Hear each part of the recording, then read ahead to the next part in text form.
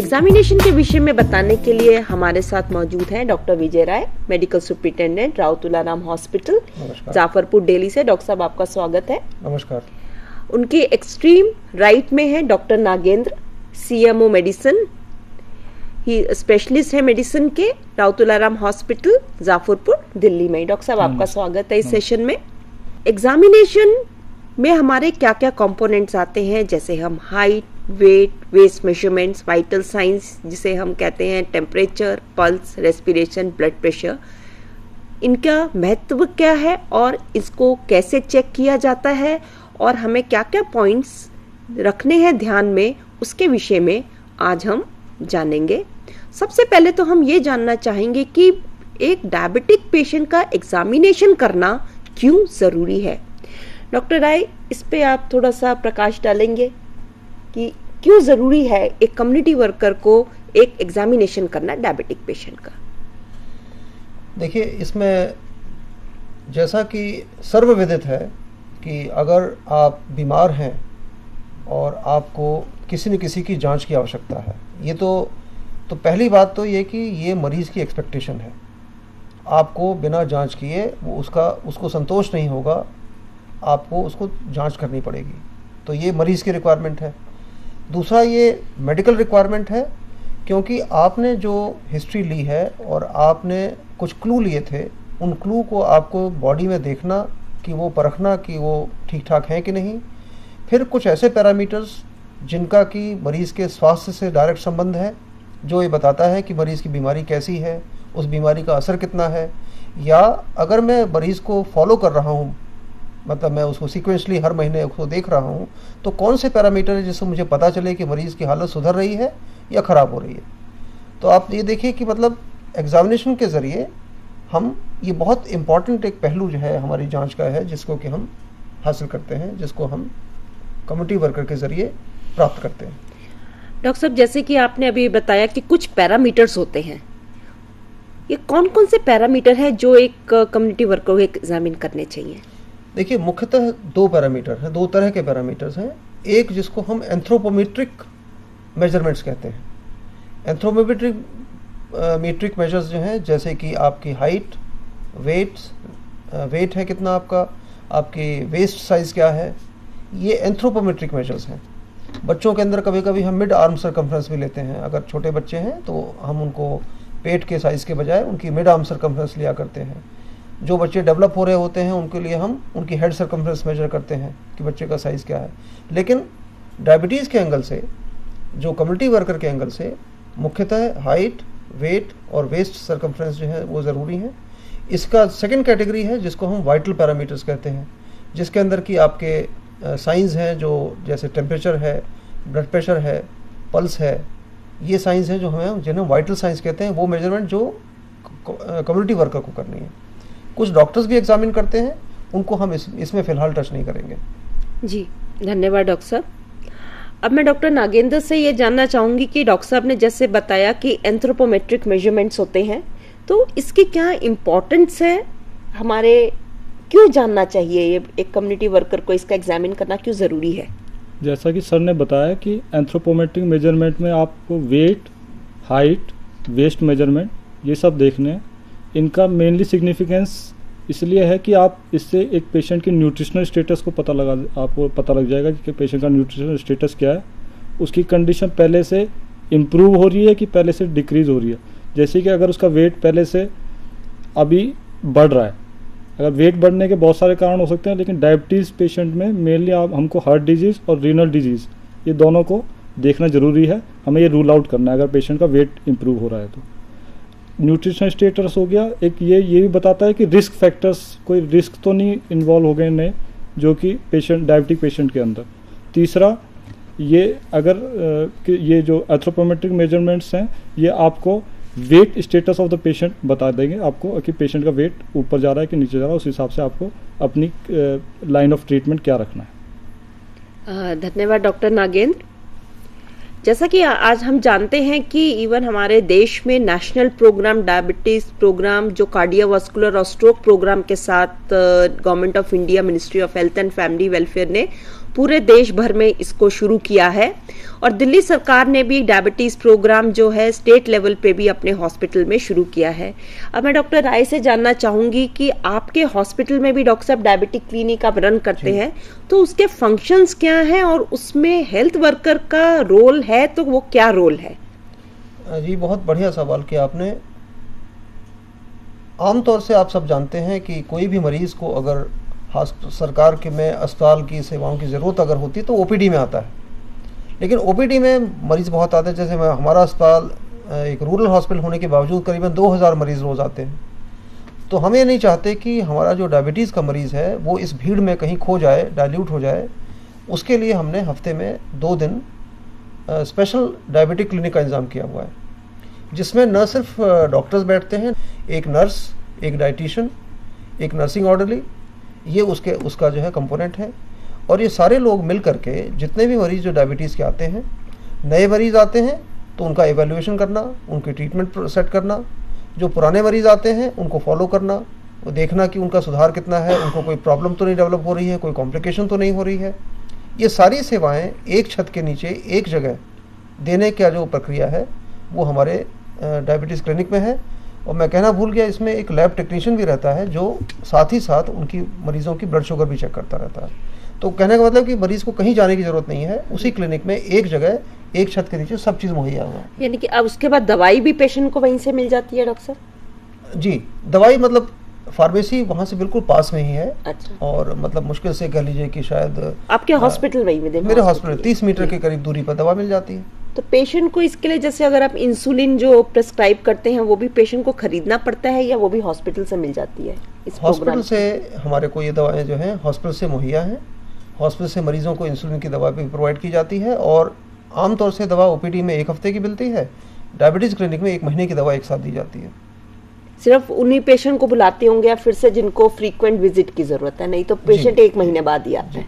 नहीं, आप जानते हैं कि डायबिटीज़ का मरीज तो फॉलोअप में उसको रहना ही रहना है। जी हाँ। उसको हर महीने उसका वजन की जांच होनी है, उसकी शुगर की जांच होनी है, ठीक है। तो उस रेगुलर फॉलोअप को एक जगह एक करने के लिए दवा भी एक साथ मिल जाए और मरीज का भी जुड़ाव अस्पताल के साथ लगातार बना रहे, इसके लिए क्लिनिक बनाया गया। ये स्पेशल क्लिनिक है हमारा। धन्यवाद डॉक्टर साहब।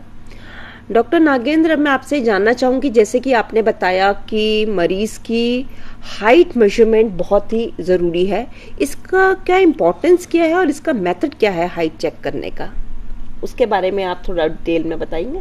हाइट मेजरमेंट, हाइट एक्चुअली 2 चीज़ शो करती है। एक 2 चीज़ों में इम्पोर्टेंस है उसकी। एक तो उसमें न्यूट्रिशनल स्टेटस जो छोटे बच्चों में जो बताती है, बाकी बड़ों में ये बॉडी मास इंडेक्स कैलकुलेट करने में हेल्प करती है। ये तो इसका सिग्निफिकेंस है। अब हाइट कैलकुलेट करने के तरीके, हाइट आपको कैसे कैलकुलेट करनी है, उसमें क्या क्या सामान चाहिए आपको। हाइट मेजर करने के या तो आप इंच टेप का यूज़ कर सकते हैं या फिर एक हाइट मेजरिंग स्केल है उसका यूज़ कर सकते हैं। Height measuring scale, inch tape plus आपके पास एक नोटबुक होनी चाहिए जो भी आपने मेजरमेंट किया है उसको उसी टाइम अपनी नोटबुक के अंदर रिटर्न कर लें। अब हाइट मेजरिंग स्केल में हाइट नापने का जो तरीका है वो मैं आपको बताऊंगा। हाइट मेजरिंग स्केल के अंदर पेशेंट को सबसे पहले आपको इंस्ट्रक्शन देनी है। आप देख सकते हैं लेफ्ट साइड में हाइट मेजरिंग स्केल है और राइट साइड में इंच टेप है। इन दोनों का यूज़ करके आप पेशेंट की हाइट नाप सकते हैं। जब आप हाइट मेजरिंग स्केल यूज़ कर रहे हैं तो पेशेंट को सबसे पहले आप बता दीजिए कि आप क्या प्रोसीजर करने वाले हैं, उसका तरीका क्या है। पेशेंट को उसकी चप्पलें रिमूव करने के लिए बोल दीजिए जिससे कि उसकी वेरिएशन ना आए जो चप्पल का हाइट है उसके हिसाब से। पेशेंट को ये बता दीजिए कि उसको किस तरह से खड़ा होना है। आइडियली पेशेंट को एकदम स्ट्रेट खड़ा होना है। उसके लिए आप एक फ़ोटो देख सकते हैं, ये उसके नॉर्मल पोजीशन होनी चाहिए। उसके शोल्डर बायलेटरल एकदम रिलैक्स होने चाहिए। सर, कंधा और पैर तीनों एक लाइन में होने चाहिए और दते हुए होने चाहिए। और पेशेंट जब हाइट नाप रहे हो एकदम सामने देख रहा हो उस टाइम। इस चीज़ का आप पहले से एक्सप्लेन कर दीजिए। अब पेशेंट को ला के हाइट मेजरिंग स्केल के उधर खड़ा करिए। खड़ा करने के बाद उसको आपकी तरफ फेस करके खड़ा करिए। जो मेजरिंग बार है उसको जो हाइट मेजरिंग स्केल है आप देखेंगे, उस मेजरिंग बार को आप ऊपर करिए। जो पेशेंट की जो हाइट है उसके ऊपर जब आप एकदम ऊपर लेके आएंगे, पेशेंट को खड़ा करिए, उसको मेजरिंग बार को नीचे लेके आइए। नीचे लेके आएंगे तो जितनी हाइट के ऊपर पेशेंट हेड के ऊपर वो रुकेगा वो उसकी पेशेंट की हाइट है। बाईं तरफ जो दिख रहा है, हाँ, वो पेशेंट की हाइट है। आप उसके बाद पेशेंट को बोलिए कि वो वहाँ से हट जाए और उसको आप रिकॉर्ड कर लीजिए। अगर आप इंच टेप का यूज़ कर रहे हैं तो इंच टेप के यूज़ करने में आपको पहले पेशेंट को बुलाने से पहले आप दीवार के ऊपर इंच टेप के से मार्क कर लीजिए, निशान लगा लीजिए, ताकि जो डिफरेंट हाइट्स हैं उसके इंक्लूडिंग सेंटीमीटर्स के अंदर पूरा एक एक सेंटीमीटर को पूरा रिकॉर्ड करिए। अब पेशेंट पूरा प्रोसीजर सेम फॉलो करना है, कुछ भी नहीं उसमें सेम है सब कुछ। बस पेशेंट को खड़ा करिए और कोई भी सख्त और फ्लैट चीज़ लेके पेशेंट के सर के ऊपर रखिए और पीछे से उस रीडिंग पे जितनी रीडिंग आ रही है वो रीडिंग चेक करिए और उसको इमीडिएटली नोट कर लीजिए। मतलब एक ही जो सख्त चीज़ है जो पटरे के रूप में हो या गत्ते के रूप में हो, मुड़े ना और वो बिल्कुल हॉरिजॉन्टल होनी चाहिए, जिससे कि किसी किस्म की एरर मेजरमेंट में ना आने पाए। बिल्कुल ठीक। यानी कि इसके दो तरीके हैं हाइट मेजरमेंट के। एक, अगर आप हॉस्पिटल में या क्लिनिक में हैं तो आपके पास हाइट मेजरिंग रॉड या इंस्ट्रूमेंट अपरेटस होगा आपके पास, वो आपको यूज करना है। अगर आप किसी मरीज के घर में कर रहे हैं या जहां पे ये मौजूद नहीं है तो आप दीवार पे इंच टेप को सीधा लगाकर दीवार पे निशान लगा लेंगे और उस पर लिख लेंगे इंच पूरे, और पेशेंट को जिस तरह से डॉक्टर नागेंद्र ने आपको समझाया है सीधा खड़ा करेंगे चप्पल उतार के और उसको मेजर कर लेंगे किसी हार्ड तरीके से पेशेंट के सिर के ऊपर रख के कि कितनी हाइट है। इसी तरह से अब हम दूसरे मेजरमेंट पे आते हैं, वेट, जिसकी इंपॉर्टेंस हम जानना चाहेंगे डॉक्टर राय से कि इसके सिग्निफिकेंस क्या है वेट का। डॉक्टर नागेंद्र ने अभी थोड़ी देर पहले जैसे आपको बताया कि मरीज डाइट कैसी ले रहा है इसका परिणाम आपको उसके वज़न से पता चलेगा।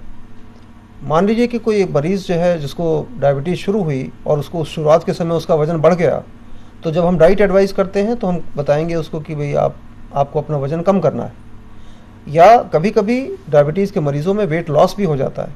अगर वेट लॉस हो गया है तो वेट गेन करने की डाइट दी जाएगी उसको, और उसका जो अल्टीमेट नतीजा है वो आपको वज़न में आएगा। इसके अलावा वेट आपको बॉडी मास इंडेक्स कैलकुलेट करने के भी काम आता है।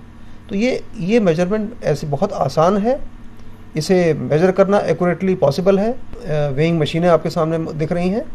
बाईं तरफ स्क्रीन के आप जो देख रहे हैं वो इलेक्ट्रॉनिक या डिजिटल मशीन है जिसके अंदर की रीडिंग आपको सामने दिखाई पड़ जाती है लिखी हुई, और जो राइट साइड पे आप देख रहे हैं वो आपकी एनालॉग मशीन है जो स्प्रिंग के ऊपर काम करती है। उसमें एक व्हील घूमता है, वो आपको मेजरमेंट बताता है। डॉक्टर नागेंद्र, आप बताएं कि सही और एक्यूरेट मेजरमेंट जो है कैसे की जा सकती है, कृपया इसके बारे में बताएं। हाँ, जैसे कि आपने बताया कि ये दो तरह की मशीन्स हैं। दोनों तरह की मशीन्स में एक इलेक्ट्रॉनिक है और एक राइट साइड में आप देखेंगे जो कि एक नॉर्मल मशीन जो कि आप नॉर्मल रूटीन में देखते हैं अपने घर में। जो राइट साइड की मशीन है उसके अंदर नॉब होता है। आप हमेशा जब भी पेशेंट को बुलाएंगे वेट करने के लिए, उस नॉब से उसके उसकी जो स्केल है वो 0 पे होना चाहिए। पहले आप चेक कर लीजिए इस चीज़ को। अब जब पेशेंट आ गया आप उसको एक्सप्लेन करिए प्रोसीजर पूरा, ताकि हम इस तरह से करने वाले हैं, इस वेट लेने का ये सिग्निफिकेंस है और ये हम इसलिए ले रहे हैं। अब पेशेंट को बता दीजिए कि वो चप्पल उतार लेगा, क्योंकि चप्पल का वेट उसमें आप उसके जो वेट है उसमें ऐड हो जाएगा। अगर पेशेंट सर्दियों में के टाइम में अगर पेशेंट ने ज़्यादा कपड़े पहने हैं, ज़्यादा वुलन कपड़े पहने हैं, तो उसको बोलिए एक्स्ट्रा क्लॉथ्स रिमूव कर लेगा। और जब आप उसको पूरा प्रोसीजर बता दीजिए, उसको बता दीजिए कि जब वो खड़ा होगा तो केवल सामने देखेगा, नीचे की तरफ वेट की तरफ नहीं देखेगा। पेशेंट को वेइंग मशीन के ऊपर खड़ा करिए। आपने 0 सेट कर दिया पहले।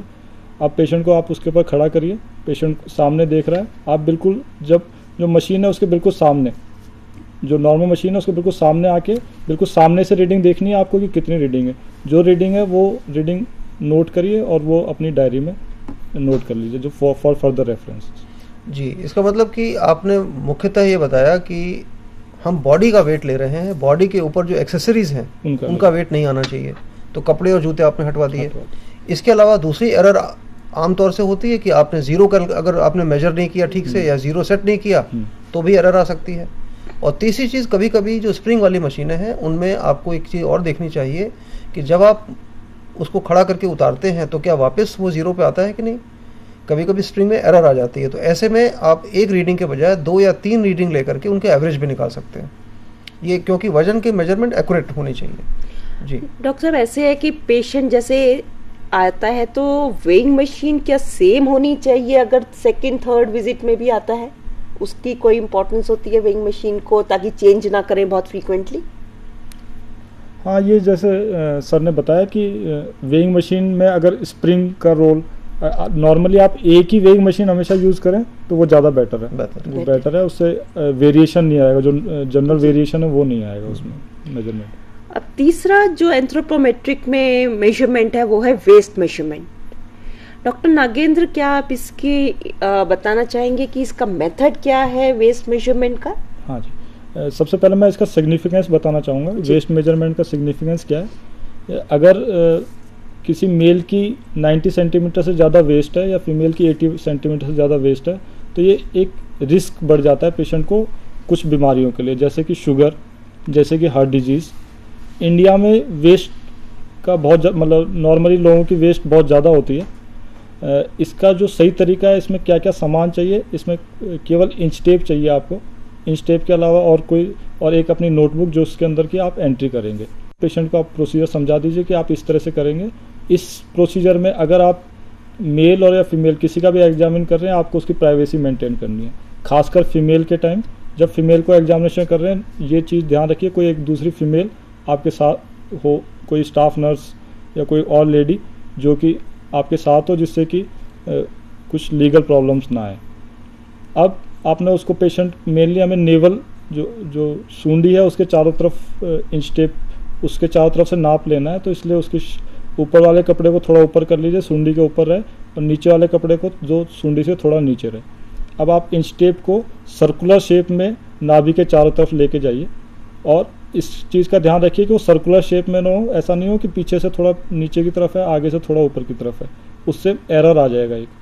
जब सर्कुलर शेप में आपने इंच टेप ले ली, इस चीज़ का ध्यान रखिए कि वो ना ज़्यादा टाइट हो ना ज़्यादा ढीली हो, क्योंकि अगर आप टाइट या ढीली रखेंगे तो वो उससे वेरिएशन आ जाएगा उसके अंदर। तीसरी चीज़, जब पेशेंट को बोलिए एक्सेल करने को, जैसे कि उसको बोलिए सांस बाहर छोड़ने को, जब वो सांस बाहर छोड़ रहा है उस टाइम उसकी मेजरमेंट लीजिए, वो मेजरमेंट रिकॉर्ड कर लीजिए अपने डायरी के अंदर। डॉक्टर साहब कुछ ऐड करना चाहेंगे? मैं यही कहना चाहूँगा कि इसमें दो बातें जो मुख्यतः ध्यान रखने वाली हैं कि जगह डॉक्टर साहब ने बताई कि अम्बलाइकस या नेवल या सुंडी जिसको आम भाषा में कहते हैं, नाभि कहते हैं हिंदी में, वो जगह फिक्स है। और इसका फिक्स करने का पर्पज़ ये है कि हर बार मेजरमेंट एक ही तरह की हो, स्टैंडर्ड हो।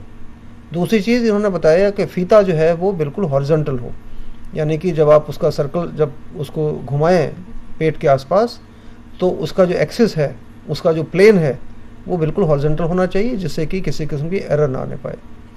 और एक्यूरेसी मैंने बताया कि किसी भी मेजरमेंट के अंदर अगर आपने स्टैंडर्ड तरीका अगर अडॉप्ट नहीं किया तो उसकी वैल्यू खत्म हो जाएगी जी। ठीक। और उसको इमीडिएटली रिकॉर्ड करना बहुत ज़रूरी है जी। ये एक बहुत बार क्या होता है, हेल्थ वर्कर सोचता है मैं 2-3 पेशेंट का चेक कर लेता हूँ फिर लिख दूंगा। नहीं, ये बात बिल्कुल अपने ध्यान में रखनी है। इमीडिएटली जिस पेशेंट का भी चेक किया, इमीडिएटली आपने नाम के साथ उसका डेट, नाम, टाइम के साथ रिकॉर्ड कर लिया। अब एक बहुत ही इंपॉर्टेंट हम कैलकुलेशन करते हैं जिसे हम BMI कहते हैं। डॉक्टर नागेंद्र से मैं जानना चाहूंगी BMI का फुल फॉर्म क्या है और इसका सिग्निफिकेंस क्या है? नॉर्मली लोग BMI बहुत कॉमनली यूज़ होता है, इसका फुल फॉर्म है body mass index. Body mass index calculate करने का एक तरीका होता है। सबसे पहले मैं वो एक तरीका बताता हूँ आपको कि वो कैसे कैलकुलेट करना है। इसका फॉर्मूला है वेट बाय हाइट का स्क्वायर। जो वेट है वो केजी में होना चाहिए और हाइट है वो मीटर में होनी चाहिए। इस चीज़ को आप कैलकुलेट अगर कन्वर्ट कर लीजिए, अगर हाइट किसी की सेंटीमीटर में हो तो उसको मीटर में कन्वर्ट कर लीजिए। जैसे इस एग्जांपल में हमने एक पेशेंट का वेट लिया है 75 kg और उसकी हाइट ली है 170 सेंटीमीटर थी, 1.70 मीटर में कन्वर्ट करके 1.70 इंटू 1.70, और इसका जो BMI आया है वो 25.95 आया है। नॉर्मली एक रेंज दी हुई है WHO ने इंडिया में जो कि थोड़ी लोअर है। जो WHO की जो रेंज है वो है 18.5 से 25 अगर BMI होती है तो वो नॉर्मल बॉडी मास इंडेक्स है। उसमें पेशेंट को सबसे कम रिस्क है कोई भी बीमारी जो ओबेसिटी रिलेटेड डिजीज़ है वो होने का। अगर 25 से 30 है उस पेशेंट को हम ओबेस कहते हैं, और अगर 30 के ऊपर है तो ओबेसिटी है।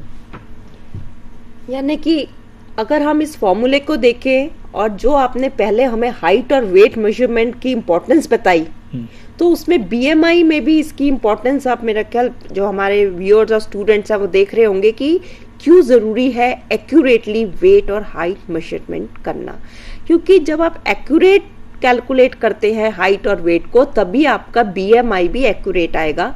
उसी से आपकी डिसीजन लिया जाएगा कि पेशेंट कहाँ स्टैंड करता है, बॉर्डर लाइन पे है या रिस्क लेवल उसका हाई है या लो है। मैं कहा डॉक्टर साहब कुछ आप ऐड करना चाहेंगे? हाँ, मैं इसमें बताना चाहूँगा कि बॉडी मास इंडेक्स एक फार्मूले के रूप में आपने सुना था जरूर, लेकिन मूलतः आम भाषा में आप ये समझ लीजिए कि बॉडी मास इंडेक्स शो करता है कि आपका लीन वेट कितना है। लीन वेट का मतलब है मसल्स और बोन, ये हमारी बॉडी का लीन वेट बनाती हैं। कौन आदमी कितना ठोस है ये तय करेगा उसका बॉडी मास इंडेक्स। अगर आपका body mass index lower side पे है, इसका मतलब आप ठोस हैं, आपकी मसल स्ट्रांग है, आपकी बोन स्ट्रांग है। और अगर किसी व्यक्ति में फैट ज़्यादा है, यानी कि लीन वेट कम है और फैट ज़्यादा है, उसका बॉडी मास इंडेक्स ज़्यादा हो जाएगा। और जैसा डॉक्टर नागेंद्र ने कहा कि अगर किसी व्यक्ति का बॉडी मास इंडेक्स 26 या 25 के नीचे है, अच्छी बात है। अगर 26 से 30 के बीच में है तो ये ओबेसिटी की शुरुआत है, आपके लिए ध्यान देना आवश्यक है। और 30 के ऊपर है तो ये बीमारी का प्रतीक है, ये आप इसका तो ओवरवेट है, आपको बीमारियां पैदा हो सकती हैं।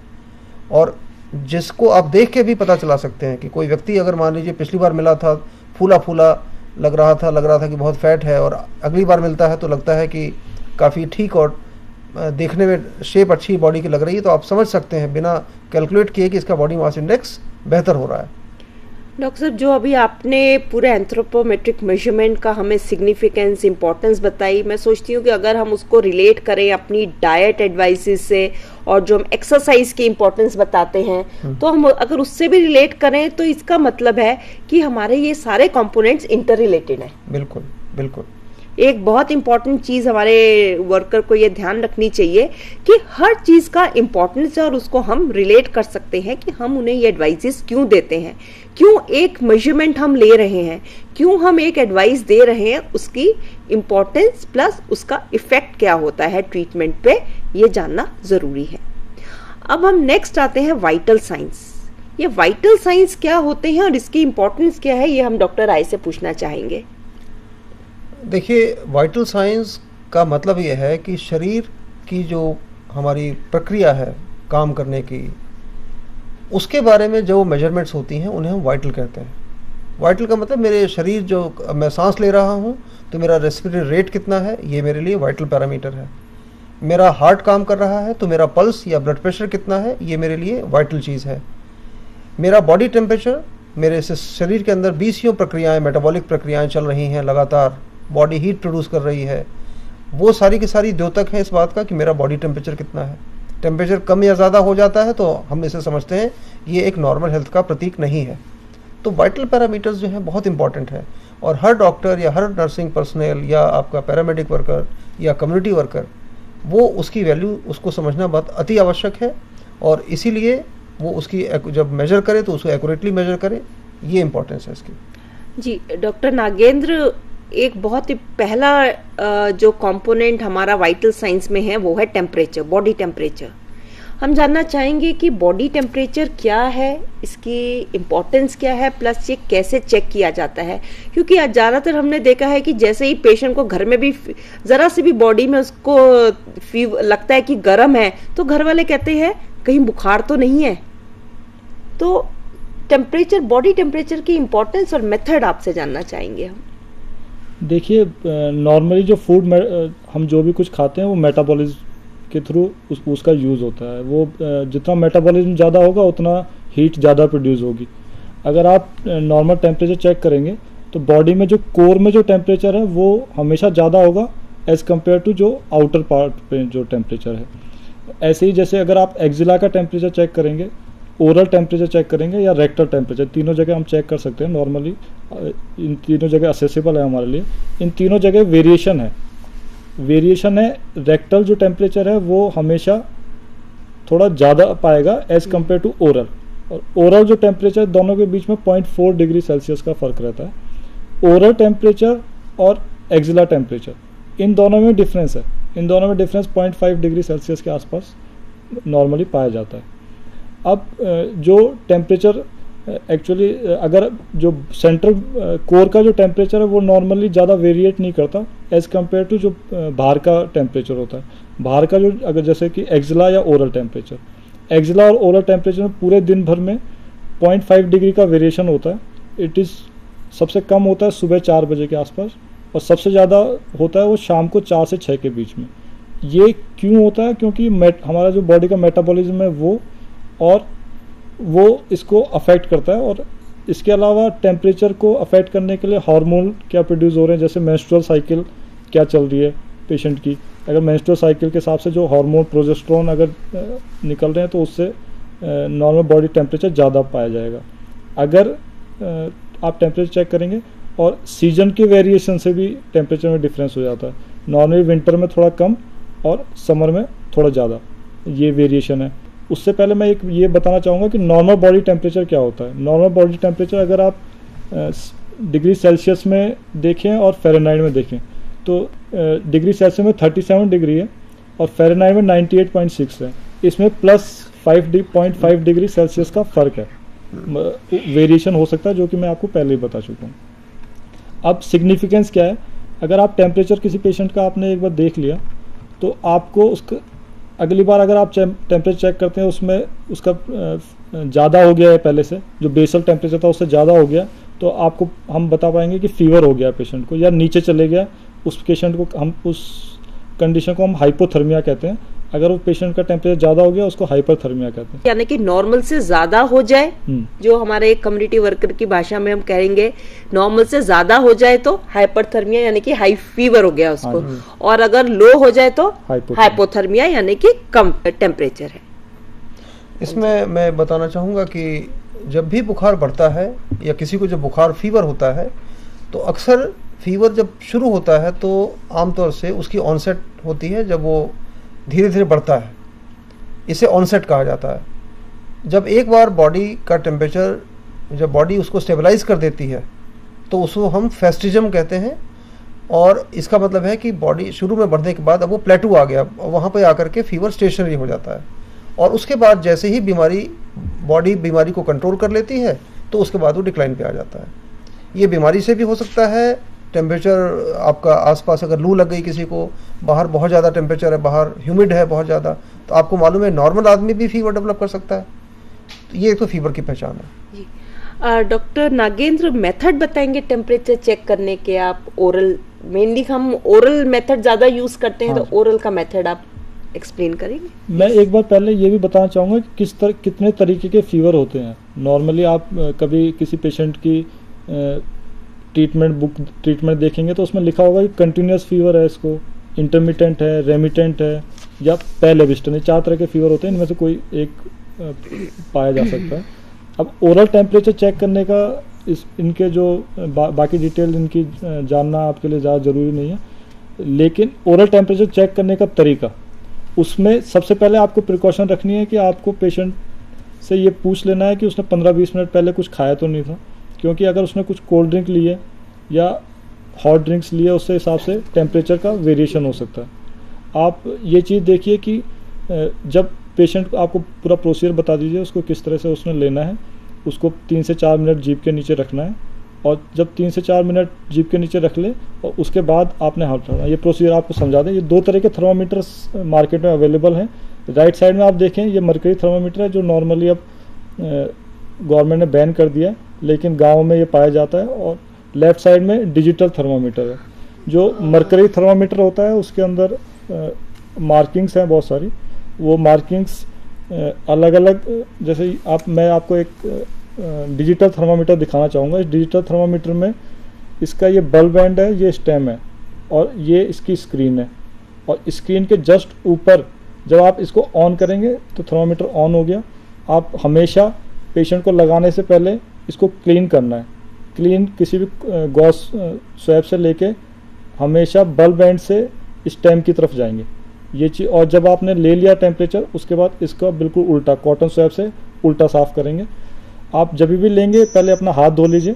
हाथ धोने के बाद पेशेंट को पूरा प्रोसीजर समझा दिया, आपने हाथ धो लिए, उसके बाद इसको लगा लीजिए, या तो एक्जिला में या ओरल कहीं पे भी लगा सकते हैं, और 3 से 4 मिनट वेट करिए, जो टेम्परेचर आएगा उसको रीड करके अपनी नोटबुक में लिख लीजिए। इसके साथ ही जब हम टेम्परेचर चेक करते हैं तो साइमल्टेनियसली हमें पल्स भी चेक कर लेनी चाहिए। इसकी पल्स की इम्पोर्टेंस क्या है और पल्स कैसे चेक करी जाती है, ये थोड़ा सा आप हमें बताएंगे डॉक्टर नागेंद्र? हाँ, पल्स की इम्पोर्टेंस है कि पल्स दो तरह, अगर पल्स नॉर्मल जो पल्स की वैल्यू होती है वो 60 to 100 होती है, अगर 60 के नीचे है तो ब्रेडिकार्डिया, 100 के ऊपर है तो टैकीकार्डिया। अब चेक करने का तरीका बहुत सिंपल है, आप जैसे मैं डेमोस्ट्रेट करके दिखा सकता हूँ आपको। पेशेंट को रिलैक्स कर लीजिए हमेशा, पेशेंट आया है अगर वो चल के आया तो उसको बैठा दीजिए, 5 से 10 मिनट बैठाइए, और इस जगह आपको चेक करना है बिल्कुल थंब के बिल्कुल नीचे, ये रेडियल आर्टरी होती है यहाँ पर, आप उसको फील कर सकते हैं, उसको फील करिए। हमेशा 3 फिंगर्स यूज़ करिए, 3 फिंगर्स इस जगह पर, क्योंकि नीचे रेडियल बोन है इसलिए आराम से पल्पेट हो जाती है। आप यहाँ प्रेस करिए, प्रेस करके पूरा 1 मिनट कैलकुलेट करना है, 1 मिनट में कितनी पल्सेशन आती है ये देखिए, जो रीडिंग आती है उसको कर लीजिए। उनको घड़ी अपने पास सामने होनी चाहिए, जो सेकंड्स में आपकी जो घड़ी होती है वो बहुत जरूरी है। अगर आपने कोट पहना हुआ है तो उसको आप कोट के बटन के बीच में घड़ी लगा सकते हैं, आप हॉस्पिटल में देखा होगा, उससे क्या होता है आपको इजी रहता है आपको घड़ी देखना। अब मैं डॉक्टर राय और डॉक्टर नागेंद्र से रिक्वेस्ट करूंगी कि हमें ब्लड प्रेशर की मेजरमेंट के बारे में बताएं और उसकी इम्पोर्टेंस के बारे में बताएं। ये बीपी एपरेटस है, आप इसमें देखेंगे, इसमें ये मरकरी कॉलम है बिल्कुल सीधा, ये एक कफ है, ये एक ट्यूबिंग है, और ये वॉल्व है।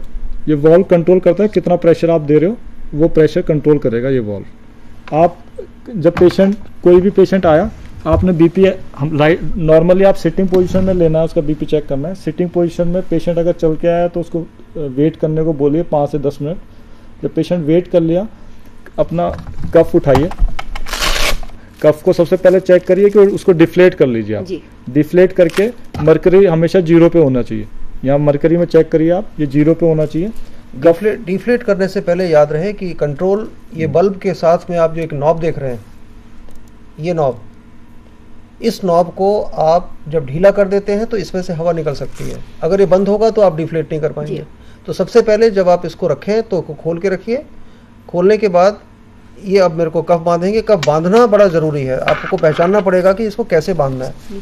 अगर बांधने में एरर हो गई तो आपको ये दिखाई नहीं पड़ेगा। आप हमेशा पेशेंट का जो भी उसने कपड़ा पहना है उसको एल्बो जॉइंट से 5 इंच के ऊपर रहना है कम से कम, जिससे कि आप अपना कफ यूज़ करें उस टाइम शर्ट उसके नीचे नहीं आए। अब दूसरी चीज़, आपको एक ब्रेकियल आर्टरी होती है, उसको फील करना कि वो कहाँ फील करनी है। Brachial artery medial aspect of elbow पे होती है नॉर्मली, जहाँ अंदर के हिस्से में, हाँ, जहाँ मैंने फिंगर लगाई है उस जगह पर, इस जगह मेरे को फील हो रही है। आप 2 से 3 फिंगर यूज कर सकते हैं जिससे कि आप फील कर सकें उसको। और फिंगर आपकी आर्टरी की दिशा में होनी चाहिए, जैसे कि मैं अगर ऐसे रखूंगा तो ठीक नहीं है। आर्टरी जो है यहाँ से ऐसे आती है, इस तरह से होती हुई और इसके आगे से निकलती है और यही रेडियल आर्टरी बन जाती है। तो इसको रखने के लिए आपकी उंगलियां तीनों इस तरह से आनी चाहिए और यहाँ रखते ही आपको इमीडिएटली पल्स आपको महसूस होगी।